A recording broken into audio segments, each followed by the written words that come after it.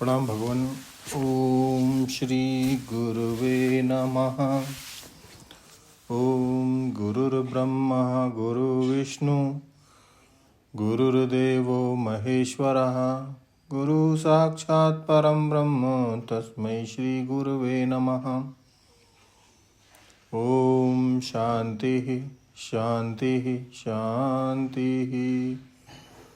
ओम ब्रह्म ज्ञान और इसकी साधना द्वारा समय खंडानंद सरस्वती जी महाराज द्वारा भगवान उन स्वामी जी सूक्ष्मत्वात् तद्विज्ञेयम की व्याख्या कर रहे थे। और स्वामी जी कहते हैं कि कोई निष्प्रयोजन विचार में प्रवृत्त नहीं होता, विचार में भी प्रवृत्ति होती है। एक प्रयोजन से कि हमारे दुख की निवृत्ति होवे और परमानंद की प्राप्ति हो। आत्मोच्छेद करने के लिए तो कोई प्रवृत्त नहीं होता कि हम अपने आप को मटियामेट कर डालेंगे। ऐसे तो पागल लोग प्रवृत्त होते हैं।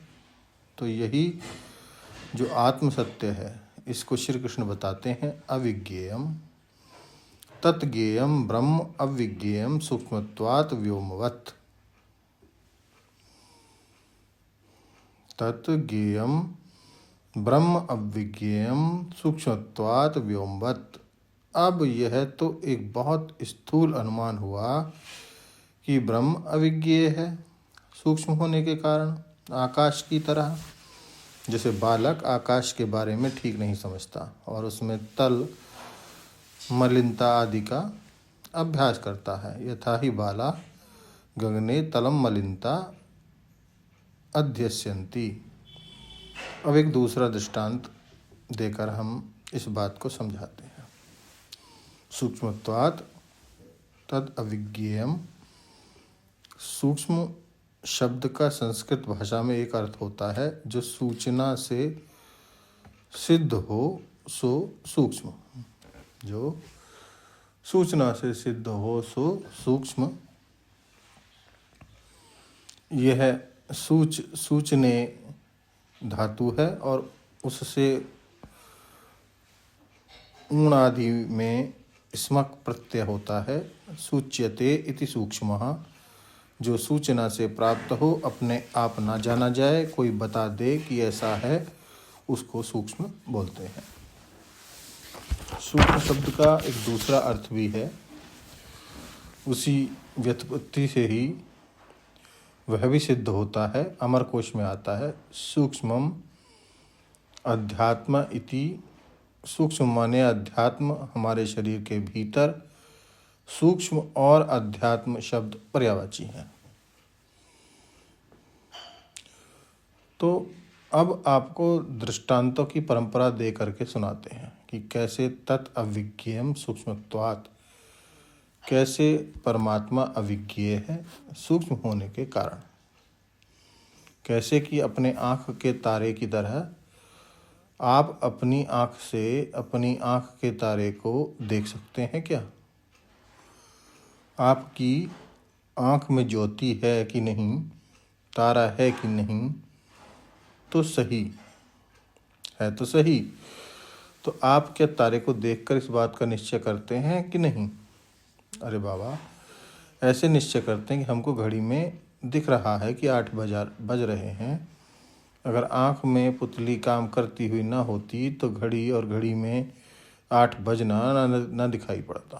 क्योंकि घड़ी दिखाई पड़ रही है, इसलिए हमारी आँख की पुतली, हमारी आँख का तारा बिल्कुल ठीक काम कर रहा है। माने घड़ी के दर्शन से नेत्र ज्योति का अस्तित्व सिद्ध होता है। घड़ी का दिखना सूचित करता है कि तुम्हारी आँख में दर्शन की शक्ति है। तो हमारी आँख को ही हमारी आँख दिखाई नहीं पड़ती। इसका क्या कारण? सूक्ष्मत्वात् आध्यात्मत्वात्।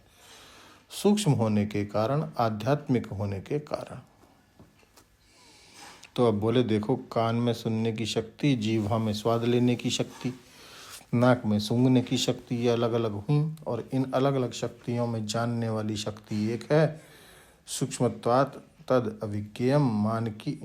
मन की सैकड़ों वृत्तियों को जानने वाला अगर एक नहीं होता तो स्मृति नहीं होती। बुद्धि के कई गलत और सही निर्णय के बाद भी जो एक ही रहता है, बुद्धि के सोने के बाद भी जो एक ही रहता है, वह सूक्ष्म होने के कारण अविज्ञेय है। अब देखो, जागृत स्वप्न सुषुप्ति में जो सीमित नहीं है, स्वप्न ना हो तब भी रहे, जागृत हो तब भी रहे, जागृत ना हो तब भी रहे, सुषुप्ति ना हो तब भी रहे, जागृत स्वप्न सुषुप्ति तीनों में रहे, वह तो तुर्यम त्रिषु संततम, वह इन तीनों से बड़ा विलक्षण हुआ। जागृत पैदा हुआ और मर गया, स्वप्न पैदा हुआ और मर गया, सुषुप्ति पैदा हुई और मर गई।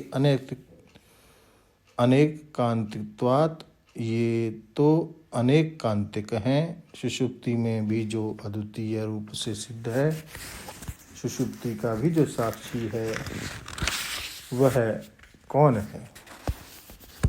बोले जागृत स्वप्न सुषुप्ति से सूक्ष्म है, क्योंकि इनका साक्षी है। माने ये अवस्था में बदलती रहती है। नटी रंगमंच पर नाचे और चली जाए, और नट रंगमंच पर नाचे और चला जाए, रंगमंच पर लड़ाई हो और शांति हो जाए, लेकिन दीपक तो एक ही प्रज्वलित हो रहा है। ज्योतिषाम अपि तद ज्योति तमसः परम उच्यते। देखने वाला तो एक ही है, उसी को सूक्ष्म बोलते हैं। अब देखने वाले के विषय में और अधिक लेते हैं भगवान अगले सत्संग में। ओम शांति ही शांति ही शांति। प्रणाम भगवान।